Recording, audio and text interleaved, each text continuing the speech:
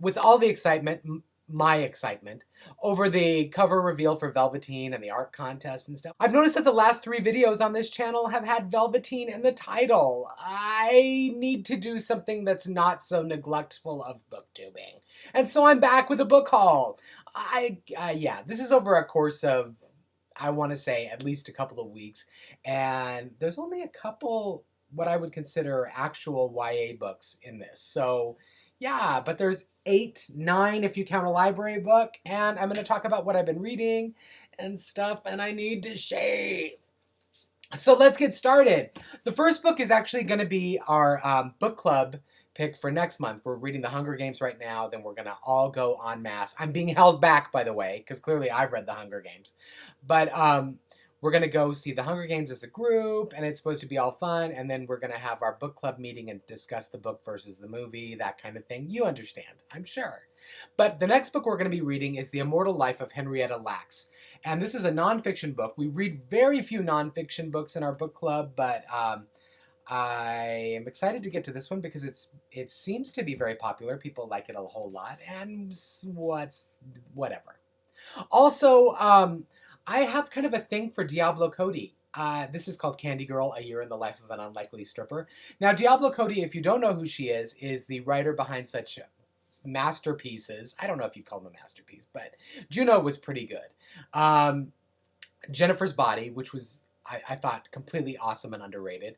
And more recently, Young Adult, which is about an alcoholic young adult author, which, you know, is pretty accurate. Candy Girl is her memoir, and I understand that the writing is sort of right up my alley. If you like Juno and the way that she kind of machine guns references, pop culture references, and things like that, which is totally what I'm into. There goes my coffee. Then you might like that, I guess. I can't be sure. I haven't read it. A couple weeks back, I moderated a panel of young adult authors. There were like 6 of them, I think, but only 2 of them I didn't have books from, so I got them signed and stuff, and that was Helen Landolph's Fly Away. And this is a local Seattle author, and this is a book about meth, and appeals to people who like Ellen Hopkins, that kind of thing. So there you go.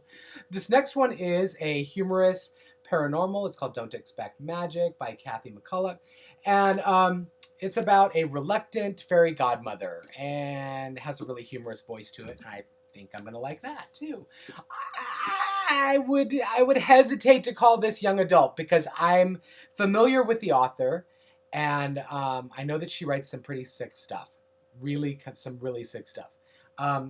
It's Confessions of a Teen Sleuth by Chelsea Kane, and it's a parody of the Nancy Drew books. We'll see. It's exciting. The other thing that I thought was really interesting about this is, because I got this at a used bookstore, is that there was, on The Secret of the Aged Housekeeper, there was this clearly religious bookmark. So, I don't know, always go forward and never turn back that's a quote from Father Junipero Serra. I agree. Always look forward. There's some really crappy shit back there. Don't look. Don't look. If you're not following Misty the Book Rat, you should, because she's hosting what's called Fairytale Fortnight. Right here. You can click there and get more information about that from her directly. But I think that she might like J.A. Casimir's Curses, A Fucked Up Fairy Tale. How often do you get to say that? That title is awesome.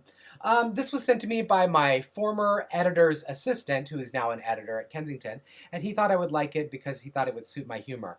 And he knows my humor pretty well. The next 2 are horror novels. One is more of a literary horror. I think they're probably both literary horror, but yeah, we're going to be reading this one for book club, and it's The Last Werewolf by Glenn Duncan. It's beautiful. It's got red page tips.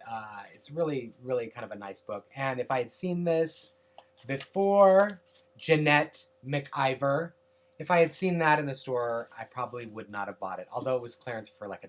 So, you know, whatever. The next one is Joe Hill's Horns. Yeah, this is a horror novel about a guy who wakes up one morning and he's started to grow devil horns.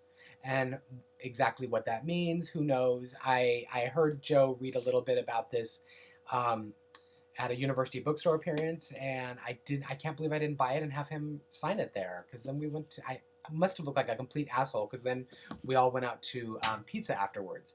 And sure enough, I didn't buy nothing. What What the hell's wrong with me? Speaking of Joe Hill, I picked up his dad Stephen King's American Vampire graphic novel, written also with Scott Snyder and Raphael Albuquerque.